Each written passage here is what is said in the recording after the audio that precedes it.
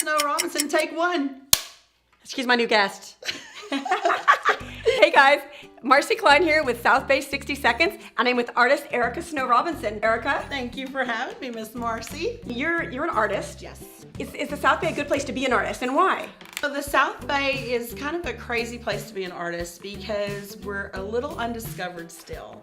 And we're trying desperately to get an art scene going. I asked Erika to bring some artwork with her. Erika, please show us cool stuff that you do, because I love her. Right. She's amazing. Is my piece de resistance. Now I'm happy to say it's sold. Oh, you're kidding! I sold the original, Congratulations! thank you. Oh. But I'm happy to say you can still get prints. So if you go to redondobeachartist.com, you can see prints. Get prints, mugs, whatever. Because people see that piece and they're like, oh my gosh, it's Erika. We were in Leadership Redondo. Right. That's how I know Erika. Our class voted to have Erika Snow Robinson be the lead on this, and she painted these amazing murals in the library. So The children's section. In the children's section, yeah. Yeah. Well, I didn't do it alone. I had No, she recruited us. Literally my entire class. Pretty much every person in the class touched art on the wall with a paintbrush. Even the ones that are, I'm not an artist. I'm like, trust me, you'll be fine. I painted a palm tree.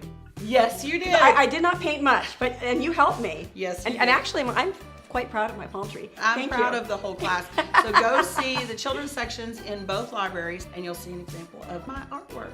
Thank you for being here. Thank We're you so for appreciative. having me. Hope you had some fun. Absolutely, this has been great. I can't wait to see who you interview next. Ooh.